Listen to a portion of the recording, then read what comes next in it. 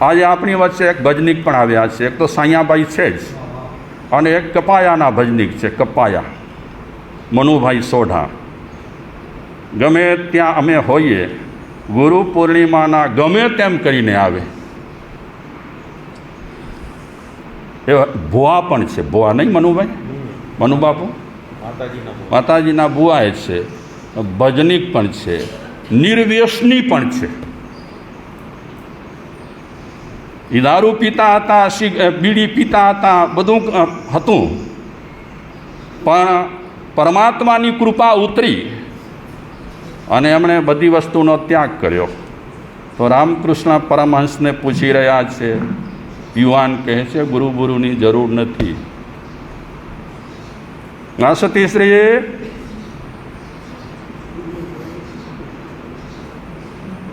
રામકૃષ્ણ પરમહંસના એક શિષ્ય પણ આવ્યા. એ શિષ્ય કહે છે ગુરુજીને, રામકૃષ્ણને, કે આ ભાઈને, એ ભાઈ આ કહેવા માગે છે વ્યાખ્યાન સાંભળ્યા પછી કે ગુરુની કોઈ જરૂર નથી.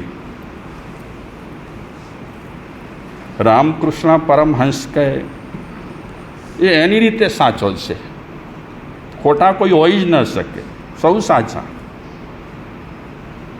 રામકૃષ્ણ પરમહંસે યુવાનને કહે છે કે તે જેટલા ટાઈમ સુધી વ્યાખ્યાન ચાલ્યું અને મેં ગુરુ સદગુરુની ચર્ચા કરી, અને એ ચર્ચા સાંભળ્યા પછી તું કહેવા માગે છે કે ગુરુની આવશ્યકતા નથી.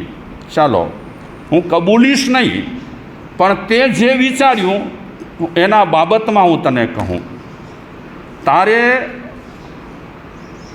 પહેલા કિનારે જવું હોય, આ કિનારેથી પહેલા કિનારે, તો શેની જરૂર પડે? તો કે નાની નાવ હોય કે મોટી નાવ હોય, હોડી તરાપવું કાંઈ પણ હોય, એની જરૂર પડે, પાણી ઘણું હોય તો. બરાબર ને? આ હોડીમાં તું બેસે તો આમને આમ તો હોડી ન ચાલે ને. શું કરવા પડે? ચમચા મારવા પડે, હલેસા મારવા પડે. તો એ હોડીની ગતિ કેટલી, કોના પર આધારિત છે? એની ગતિ, એ હોડીની ગતિ આધારિત છે ચમચા મારનાર, હલેસા મારનાર પર. કોઈ જોર જોરથી મારે, તાકાત ન હોય તો કોઈ ધીરે ધીરેથી પણ મારે. હોડીની ગતિ મર્યાદિત છે. રામકૃષ્ણ પરમહંસ કહે છે કે તું આગબોટમાં બેસે, મતલબ કે સ્ટીમરમાં બેસે, એમાં હલેસાની, ચમચા મારવાની જરૂર નથી. બરાબર ને? મશીનથી ચાલે ને, તો એ આગબોટ એટલે કે સ્ટીમરની ઝડપ હોડી કરતાં વધારે ખરી કે નહીં? તો યુવાન કહે છે હા, હોડીથી ગતિ વધે. રામકૃષ્ણ પરમહંસ કહે છે કે ગુરુ છે ને ગતિ વધારે, ગુરુનું કામ ગતિ વધારવાનું. હોડીની ગતિ ઓછી હોય, સ્ટીમરની ગતિ ઘણી હોય, તો ગુરુ છે ને સ્ટીમર જેવા છે. એ પ્રગતિ કરાવે, વિશેષ પ્રગતિ કરાવે, ઝડપ વધારે. કઈ રીતે ઝડપ વધારે? ક્યાં જવા માટે ઝડપ વધારે? આમ તો મહાવીર ભગવાન પણ કહે છે, મને પકડ્યા હોય તો તમે છોડી દો, મને છોડી દો, જરૂર નથી મને પકડવાની. અને જ્યાં સુધી પકડી રાખ્યા ને મહાવીર, ગૌતમ જ્યાં સુધી મહાવીરને પકડી રાખ્યા ત્યાં સુધી કેવલ જ્ઞાન થતું ન હતું. અને મહાવીરને કહેવું પડતું હતું ઘડીએ ઘડીએ કે ગૌતમ છોડી દે ભલા મને, છોડી દે ભલા મને, તું બંધાયેલો પડ્યો છે મારાથી.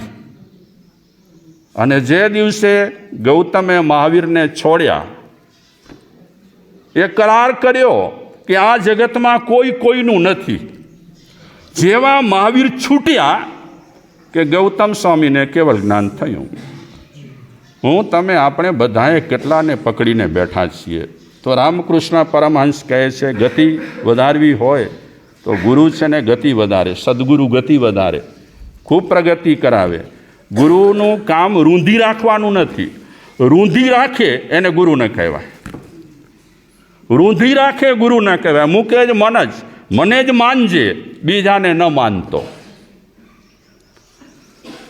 વિચાર તો એવા હોવા જોઈએ ગુરુના કે મને પણ માનવાની જરૂર નથી. ખલીલ જીબ્રાન, આપે નામ સાંભળ્યું હોય તો, ખલીલ જીબ્રાન સત્સંગ કરાવતા હતા. ભાગ્યશાળીઓ, સત્સંગનું પ્રચલન છે ને વિશ્વભરમાં હતું. સત્સંગનું પ્રચલન વિશ્વભરમાં, કેવલ ભારતમાં જ નહીં. સારા થઈ ગયા છે સમર્થ વ્યક્તિઓ, સોક્રેટિસ જેવા, ડાયોજિનિયસ જેવા ભારતમાં ન હતા, વિદેશમાં હતા, સત્સંગ કરાવતા હતા. અને વિશ્વના તમામ ધાર્મિક સાહિત્યમાં સત્સંગનો મહિમા આપ્યો, સત્સંગનો મહિમા કયો. સોક્રેટિસ હોય, ડાયોજિનિયસ હોય, કોઈ પણ હોય. તો આ ખલીલ જીબ્રાન પણ સત્સંગ કરાવતા. લોકો આવે. આ જે ગુરુઓ હતા ને બધા સાદા સીધા, કોઈ ઠઠારા નહીં, કોઈ આડંબર નહીં, બિલકુલ એકદમ સાદા સીધા. નાના માણસને પણ બોલાવે, નાના માણસને. અને હકીકતમાં છે ધર્મસભામાં બધા સમાન. તમે કેમ સીટ આગળથી નક્કી કરો છો એ જ ખબર નથી પડતી. બધા સમાન. વહેલો તે પહેલોનું ધોરણ હોય ધર્મસભામાં. અને આવું ન થયું ને ત્યારે આનંદગંજી મહારાજે લાત મારી સમાજને કે એક રોટલી માટે શેઠની રાહ જોવી પડે કે તમે આવી જાઓ પછી વ્યાખ્યાન હું ચાલુ કરું. લાત મારી. ન ખપે આ સમાજ. આશા ઓરન કી ક્યાં કીજે, જ્ઞાન સુધારસ પીજે. જંગલમાં ગયા. બંધન હતો કે જ્યાં સુધી ફલાણા શેઠ ના આવે ત્યાં સુધી વ્યાખ્યાન ના આપવું. બોલ. મને તો નવાઈ લાગે કે આ શિરસ્તા ક્યાંથી પેદા થઈ ગયા કે કાર્યકરો હોય તે આગળ આવે, કાર્યકરોના ધર્મપત્ની હોય આગળ બેસે. એ મોડા આવે કે વહેલા આવે, શું કામ એવું? આપણા માટે બધા સમાન જ્યારે ધર્મસભામાં આવો ત્યારે. બાકી વ્યવહારમાં આપણે બેસીએ ત્યારે આગેવાન અને આગેવાન નથી. જો કે સાધુ સંતો માટે તો બધાની દ્રષ્ટિ સમાન હોય. ચંદ્રકાંત ગોગરી બેરાજ આવ્યા, વ્યાખ્યાન ચાલુ હતું. તો આપણી આદત શું છે? હોય જ અતિથિ સત્કાર. અને તેમાં પણ આતિથ્ય સત્કાર કરતાં પણ પૈસા માણસને આંજે કે આ મોટો માણસ આવ્યા છે, ચાલો એને આગળ બેસાડીએ. મને ખ્યાલ છે 4 મહિના સુધી ચંદ્રકાંતભાઈ ગોગરી મુલુંડમાં પાછળ બેસતા. અને ક્યારેક હોલ ભરાઈ જતો, બારે બેસી જતા. ત્યારે લોકો કહેતા આગળ, ચંદ્રકાંતભાઈ કહેતા ચૂપ. જ્યાં જેને જગ્યા મળે ત્યાં બેસે. જગ્યા ભાડવા બાળવાની હોય ધર્મસ્થળમાં. મને તો ક્યારેક નવાઈ લાગે કે આપણે વખાણ કરીએ છીએ આપણા ધર્મના અને પર્યુષણ પર્વમાં જગ્યાઓ ભરાય. 3 ને 4 વાગે મોટા શહેરોમાં જગ્યા ભાડવા આવે. બોલો હાય ક્યાં પહોંચ્યા છીએ આપણે? કઈ દશા છે આપણી? જુઓ તો ખરા. તમે તમારું જ વિચારશો કે મને હવા આવે, બીજા કોઈનું વિચારવાનું નહીં. અને જવું છે ક્યાં આપણને બધાને? મોક્ષમાં તો ઠીક, આપણા ઘર સુધી પહોંચીએ તો એ સારું છે. દશા એટલી બેઠી છે આપણા પર, એટલી દશા બેઠી છે. ઓહો, રડવું આવે ક્યારેક તો. અને પછી તો અમે મનને વાળી લઈએ. જેને જે રીતે જીવવું હોય જીવવા દો. આપણે શું કામ મગજમારી કરવાની? એ ઘણા લોકો અમને કહે, મારા સાહેબ અમે સુધરવાના નથી. છતાં મહાપુરુષો કહે છે કે તમે સારા વિચાર વહેતા રાખજો. આપણને લાભ મળે કે ન મળે, માણસોમાં સુધારો થાય કે ન થાય, પણ તમે સારા વિચારો. કોઈ ભજનથી સારા વિચારોનો ફેલાવો કરે તો કોઈક ભાષણથી સારા વિચારોનો ફેલાવો કરે. કારણ કે દુનિયામાં ખરાબ વિચાર ફેલાવનારની સંખ્યા ઘણી છે. ભોજાઈમાં ગણતરી કરવા જઈએ તો સારા વિચાર ફેલાવનાર કેટલા? કાંઈ બનાવ બને એટલે તરત જ ઓટલાઓ પર બેસી કરી અને શું કરવાનું? હમણાં સામાઈ કરીને તમે આવ્યા, હમણાં સાધના કરીને તમે આવ્યા, આ સાધનાનું ફળ જોયો. આપણી બધાની દશા, આપણું બધાનું માનસ કેવું થઈ ગયું છે. અને પછી કહીએ છીએ કુદરત પામતે નારાજ જાય. નારાજ નવે તો વે ગુરુ બાપા. ખલીલ જીબ્રાન બેઠા છે, લોકો સત્સંગ માટે આવ્યા છે. મોટા માણસો ક્યારે નહીં કહે કે વડો છે તો તે ગયા વ્યારી જા. બેરાજામાં પાછળ આવ્યા, કોક આગેવાન ઉઠી કરી અને ચંદ્રકાંતભાઈને કીધું કે એગી આવ્યો. ચંદ્રકાંતભાઈ જા જતે તું બેઠો અહીંયા તો તું વે, આવું જતે વ્યાં તો મૂકે વેણ દે. સત્સંગમાં ખલેલ શું કામ પાડે છે? ખુરશીઓ ઢસડ ફસડ કરવાની. પ્રવચન શરૂ થઈ જાય એટલે ગમે તે વ્યક્તિ આવે, પોતાની મેળે ખુરશી લે, પોતાની મેળે રાખે. હેલો શશિકાંત મુજી, હા, હું તપ્યો નથી હો, તપ્યો નથી. એનો આ પુરાવો છે. ઠારવા માટે પંખા ચાલુ થયા. ચાલીએ, ખલીલ જીબ્રાનની વાત પૂરી કરીશ. સત્સંગ ચાલુ જ છે. અમારા માટે છે ને સત્સંગમાં બધા સરખા, જૈન હોય કે અજૈન હોય, બધા સરખા. કલાક સુધી આપણે જડ લોકો સામે મગજમારી કરી અને કાંઈ વળતું ન હોય એટલે અમે કહીએ આવો બેસો બધા. પણ આપણામાં સંકુચિતતા બહુ જ છે, અતિ સંકુચિતતા. જે સંકુચિતતાના અનુભવ થયા પછી હૃદય રડે કે જુઓ તો ખરા, આટલી સાધના કર્યા પછી પણ માણસના વિચારો હજી વિકસિત નથી થયા. મને ખબર છે 30 વર્ષ પહેલાં જે જૂનો ખંડ હતો ત્યાં કને અમે બધી જ્ઞાતિના છોકરાઓના બોલાવેલા, વિરોધ કર્યો જૈન આગેવાનોએ કે પાંચે સ્થાનક મેં બી જ્ઞાતિ જા ચીંધા તો અપવિત્ર થીંધા.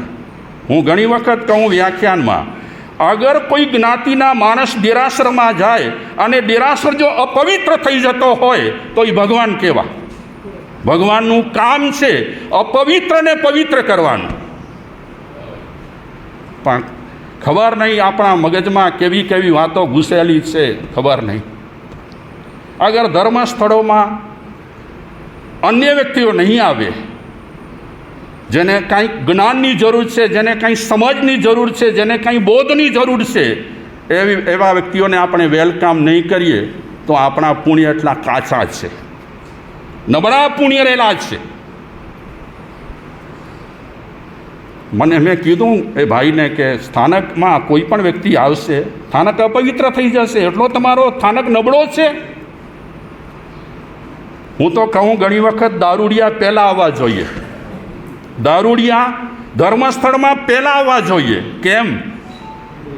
અરે એનો તમે ધૂતકાર કરશો, એમનો તમને તિરસ્કાર કરશો તો એ બિચારાઓને સુધરવાની તક ક્યારે મળશે? આપણે તો સુધરેલા જ છીએ ને, હા, આપણે તો સુધરી જ બેઠા છીએ ને. આજે આ કે મજા આવી ઊંધી, આજે બજાર એટલે તે તળાકો પહોંચો નેરજા, નરેશ મુને જો ના લેજો,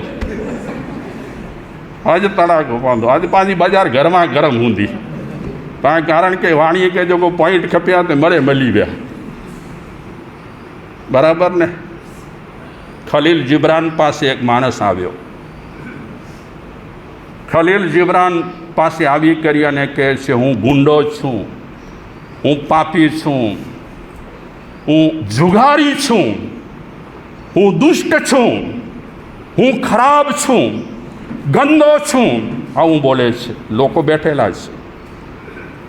અમે છે ને કાઉન્સિલિંગ કરીએ ને વ્યસન છોડવા માટે, કોઈ પણ વ્યક્તિ આવે તો સમાજના કોઈ વ્યક્તિને બેસાડતા નથી. એનું કારણ છે આપણો સમાજ છે ને કાંઈ પણ સાંભળે એટલે ગોસિપ ચાલુ કરે. બહુ આપણા ઉછાછડા થઈ ગયા છે, મન એટલા ઉછાછડા વાત ન પૂછો. કાંઈક પોઈન્ટ ખપે, પોઈન્ટ મળ્યા પછી ચર્ચા ચાલુ. અને હકીકતમાં આ પણ એક મનોરંજન છે હો. અહીંથી પોઈન્ટ લઈ જવાનું અને એના પર ચર્ચા કરવાની, પોતાના ઠેકાણા નથી જીવનના. આ ખલીલ જીબ્રાનને ભાઈ કહે છે એકદમ ખુલ્લા મનથી, દુષ્ટમાં દુષ્ટ માણસ છું, પાપિષ્ટમાં પાપિષ્ટ માણસ છું.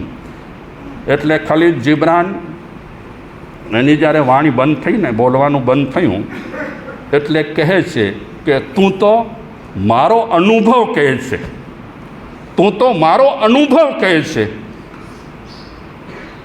એટલે એમ કહેતા હતા, કહેવા માગતા હતા કે જેવો તું તેવો હું. ભક્તો બેઠેલા હતા. ભક્તોને છે ને બહુ ફિકર હોય, જીવનના ઠેકાણા ન હોય પણ ફિકર બહુ હોય ભક્તોને. ખલીલ જીબ્રાનને એના ભક્તો કહે છે કે તમે આ શું બોલો છો? કોની સામે બહુ કહો છો? કોને કહો છો તમે? આ ગુંડો છે, તમે ગુંડા હતા? આ પાપીઓ છે, તમે પાપિયા છો? આ જુગાર રમતો હતો, તમે જુગાર રમો છો? પેલો માણસ છે તો બોલી રડીને ચાલ્યો ગયો, બોલ્યો, રડ્યો ને ચાલ્યો ગયો. ખલીલ જીબ્રાને પોતાના ભક્તોની વાત બધી સાંભળી. એ ભક્તો કોઈને માનતા જ ન હતા. હું પણ કહું ઘણી વખત કે હું ગુરુ બનવા માટે લાયક નથી, જાહેરમાં કહું. જ્યાં હજી હું પૂરો શિષ્ય બની શક્યો નથી ત્યાં હું ગુરુ શું કામ કોઈનો બનું અને કોઈને શું કામ હું લટકાવું? એટલે ઘણી વખત ઘણા લોકો કહે કે મારા સાહેબ આજથી અહીં અસાંજા ગુરુ આવજો, મહેરબાન, મોકે તું સુડી તે ન ચડા, મહેરબાન બાપા, જેમ છીએ તેમ રહેવા દો, તમારા પર અમારી મહેરબાની રહેશે, અમારો હાથ પણ રહેશે. પણ ગુરુને પરમ ગુરુ છે ને એ આપણા પરમ ગુરુ, બસ, બાકી છોડો. પરમ ગુરુ એ આપણા શ્રેષ્ઠ ગુરુ. આ ખલીલ જીબ્રાને એના ભક્તોએ કીધું તમારે આવું ન બોલવું જોઈએ. તો ખલીલ જીબ્રાને પૂછ્યું ભક્તોને કે પૂરી થઈ તમારી વાત? અગર તમારી વાત પૂરી થઈ હોય તો હવે હું કહું. અમારું કામ છે, વ્યક્તિ ડગી ગયો હોય, વ્યક્તિ પોતાના જીવનથી હારી ગયો હોય, એનામાં આત્મવિશ્વાસ જગાડવો. ગુરુનું કામ છે આત્મવિશ્વાસ જગાડવાનું. મેં કીધું કે તું મારો અનુભવ કહે છે, એટલે એ રડતો રડતો બંધ થયો. હવે જઈને વિચારશે કે એ મારા જેવા હતા ને આવા સમર્થ થઈ ગયા તો હું સમર્થ કેમ ન થાઉં? આ ગુંડો, આ પાપીઓ જશે ને પછી વિચારશે કે ખલીલ જીબ્રાને આમ કીધું કે મારો અનુભવ તું કહે છે તો એ એવા હતા ને આવા થઈ ગયા, સરસ, ચારે બાજુ પંકાયા છે, તો હું કેમ સારો ન થાઉં? એટલે અમારું કામ છે ધક્કો મારવો, પાડવા માટે નહીં. બિચારો અટકી ગયો હોય, રૂંધાઈ ગયું હોય જીવન, તો કેવલ આત્મવિશ્વાસ જગાડવો. આ અમારું ગુરુનું કામ જ છે, આત્મવિશ્વાસ જગાડવો. બાંધી રાખે એ ગુરુ જ નથી, બાંધે જ નહીં કોઈને. મહાવીર જેવા સમર્થ પુરુષ કોઈને બાંધ્યા નથી. એમનો ધર્મ અને એમનો ઉપદેશ તો અનોખો છે. ચાલો વાત આપણે અહીંયા આટોપી લઈએ.